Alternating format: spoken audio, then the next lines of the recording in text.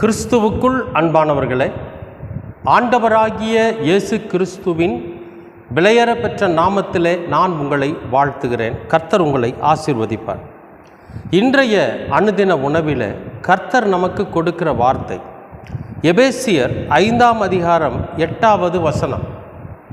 முற்காலத்தில் நீங்கள் அந்தகாரமாயிருந்தீர்கள், இப்பொழுதோ கர்த்தருக்குள் வெளிச்சமாயிருக்கிறீர்கள், வெளிச்சத்தின் பிள்ளைகளாய் நடந்து கொள்ளுங்கள் என்று ஒரு அறிவுரையை நமக்கு இங்கே பவுல் சொல்கிறார்.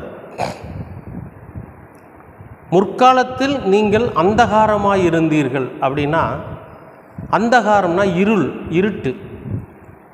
அப்போ முன்னொரு காலத்தில், அதாவது கிறிஸ்துவை அறியாத நாட்களில் நாம் எப்படி இருந்திருக்கிறோம்? நம்முடைய வாழ்க்கை இருளடைஞ்சு போய் இருந்திருக்கு.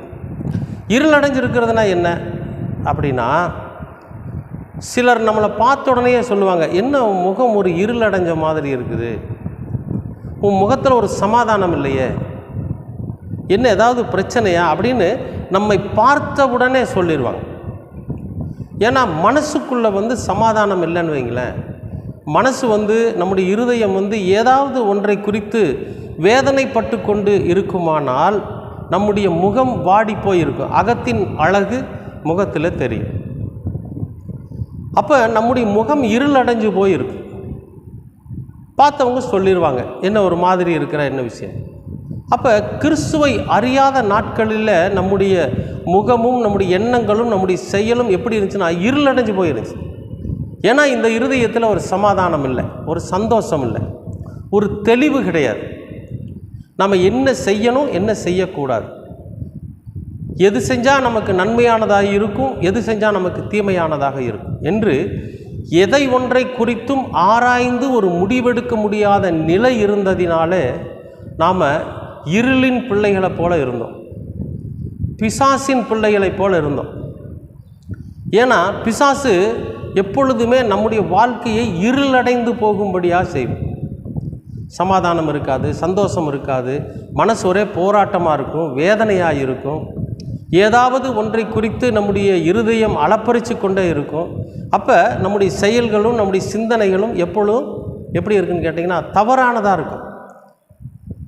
சில பேர் நொந்துக்குவாங்க பாருங்கள், நான் என்ன செஞ்சாலும் உருப்படி ஆக மாட்டேங்குது, நான் தொட்டது துளங்கிறதில்ல, வச்சது விளங்குறதில்ல, நான் எதை செஞ்சாலும் அதில் எனக்கு நஷ்டம், நான் எங்கே போனாலும் எனக்கு தோல்வி அப்படின்னு தன்னைத்தானே வருந்தி கொள்ளுகிற ஒரு நிலைதான் இருளடைஞ்ச நிலைமை, அந்தகார நிலை. அப்போ இந்த நிலையிலிருந்து நம்ம மாறணும் அப்படின்னா நாம் வெளிச்சத்தின் பிள்ளைகளாக வெளிச்சத்துக்கு வரணும். அப்போ எது வெளிச்சம் அப்படின்னு கேட்டிங்கன்னா, இந்த பகல் சூரியன் உதிச்சதுன்னா உடனே வெளிச்சம் வருது இல்லையா?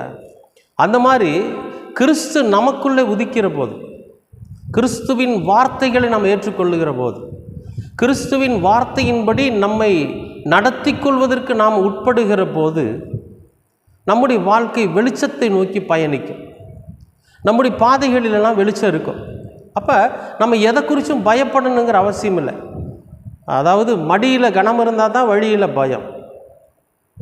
எந்த ஒரு காரியத்தை செய்யக்கூடாது, அது நமக்கு தேவையில்லாத காரியம், இதை செஞ்சால் நமக்கு பிரச்சனை வரும் அப்படிங்கிற ஒரு முன்னறிவு நமக்குள்ளே விதைக்கப்படும். ஆவியானவர் நமக்குள்ளிருந்து அந்த முன் அறிவை நமக்கு அவர் என்ன பண்ணுவார்னு கேட்டிங்கன்னா அளவற்றதாக கொடுத்து விடுவார். அப்போ நாம் எதையுமே சிந்தித்து செயல்படுவோம், விவேகத்தோடு நாம் செயல்படும். அப்படி செயல்படுகிற போது நம்முடைய வாழ்க்கை பயணம் வெளிச்சத்தில் இருக்கும்.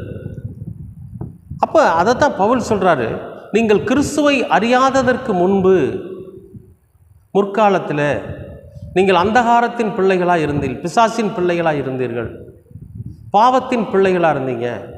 இப்போ கிறிஸ்துவை அறிந்து கொண்டீர்கள். கிறிஸ்துவை அறிந்து கொண்டதுனால பிதாவாகிய தேவனுக்குள்ளாக நீங்கள் வெளிச்சமாய் இருக்கிறீர்கள். வெளிச்சத்தின் பிள்ளைகளாக நடந்துக்குங்க. அப்போ நீங்கள் எப்படி ஒரு முறை வெளிச்சத்தின் பிள்ளையாக மாறிவிட்டீர்களோ இனி வரும் காலங்களிலும் அப்படியே நடந்து கொள்ளுங்கள். மறுபடியும் அந்த இருளுக்கு போயிடாதீங்க. நாய் தான் கக்கினதை தானே தின்கிறது போல மீண்டும் அந்த இருளான சூழ்நிலைக்கு போயிடாதீங்க. ஏன்னா கடவுள் நம்மை வெறுத்து விடுவார். கடவுள் தொடர்ந்து நம் மீது பிரியம் வைக்க வேண்டும் என்று சொன்னால், கடவுள் நம் மீது தொடர்ந்து கிருபை வைக்க வேண்டும் என்று சொன்னால், கடவுள் நம்மை தொடர்ந்து வழிநடத்த வேண்டும் என்று சொன்னால், நம்ம என்ன செய்யணும்னா வெளிச்சத்தின் பிள்ளையாக இருக்கணும். நம்முடைய வாழ்க்கை வெளிச்சத்தின் பிள்ளையைப் போல நம்முடைய செயல்களும், நம்முடைய காரியங்களும், நம்முடைய எண்ணங்களும், நம்முடைய சிந்தனைகளும், நம்முடைய வாழ்க்கையும் வெளிச்சத்தின் பிள்ளைகளைப் போல இருக்கணும். அதற்கேற்றபடி நடந்துக்கும். அப்போ என்ன வெளிச்சம்னாக்கா, கிறிஸ்துவே அந்த வெளிச்சம். இயேசு கிறிஸ்து தான் அந்த வெளிச்சம், அந்த ஒளி, ஜீவ ஒளி. அப்போ அந்த ஒளியை பின்பற்றுகிற போது, இயேசு கிறிஸ்துவினோட வழியை பின்பற்றுகிற போது, நாம் காலம் முழுவதும் வெளிச்சத்தின் பிள்ளைகளாக இருந்து வெளிச்சத்திலே நம்முடைய பயணத்தை தொடர்ந்து வெளிச்சத்திலே நம்முடைய வாழ்க்கை சிறப்பாக இருக்கும். அன்பானவர்களே, அந்தகாரத்தின் பிள்ளைகளாக இருந்த நாம் இப்போ வெளிச்சத்தின் பிள்ளைகளாக மாறியிருக்கோம். இந்த வெளிச்சத்தின் பிள்ளைகளாய் மாறினதற்கு பிறகு அந்த வெளிச்சத்தின் பிள்ளை என்கிற அந்த ஒரு நல்ல ஒரு நிலையை விட்டு நாம் விலகி விடாதபடிக்கு அந்த வெளிச்சத்திற்கேற்ற வாழ்க்கையே வாழணும், வெளிச்சத்திற்கேற்ற வார்த்தைகளை பேசணும், வெளிச்சத்திற்கேற்ற செயலைத்தான் நாம் செய்யணும். நாமும் கிறிஸ்துவோடு கூட பிதாவின் பக்கத்தில் அமருகிற பிள்ளைகளாய், வெளிச்சத்தின் பிள்ளைகளாய் இந்த உலகத்தில் ஜீவிக்க முடியும். கர்த்தர் உங்களை ஆசீர்வதிப்பார். அன்பின் பரலோக பிதாவே, அருமையான நல்ல இந்த அனுதின உணவிற்காக நன்றி. இந்த நாளை நீர் ஆசீர்வதித்து கொடுத்திருக்கிறீர், அதற்காகவும் நன்றி. முற்காலத்திலே நாங்கள் அந்தகாரத்தின் பிள்ளைகளாக இருந்தோம்.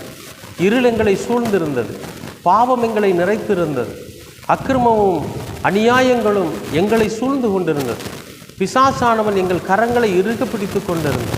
ஆண்டவரே, நாங்கள் உம்மை அறிந்ததற்கு பிறகு நாங்கள் அவைகளையெல்லாம் விட்டொழித்து விட்டு வெளிச்சத்தின் பிள்ளைகளாக மாறியிருக்கிறோம். இனிவரும் காலங்களில் நாங்கள் வெளிச்சத்தின் பிள்ளைகளாகவே எங்களுடைய வாழ்க்கையை நடத்த நீர் எங்களுக்கு கிருபை பாராட்டும். நீர் எங்களுக்கு ஞானத்தை தாரும், நீர் எங்களுக்கு தைரியத்தை தாரும், நீர் எங்களுக்கு எல்லா விதத்திலும் உடைய வல்லமையை தாரும். இயேசு கிறிஸ்துவினுடைய வார்த்தைகளை ஒவ்வொரு நாளும் நாங்கள் புசிக்கிறவர்களாக இருந்து ஜீவனுள்ளவர்களாய் வாழ நீங்கள் கிருபை பாராட்டுவோம். தொடர்ந்து உமது அன்பும் கிருபையும் எங்களை வழிநடத்தட்டும். உமது திருக்குமரனாம் இயேசு கிறிஸ்துவின் வழியாய் கேட்கிறோம் நல்ல பிதாவே. ஆமேன், ஆமேன்.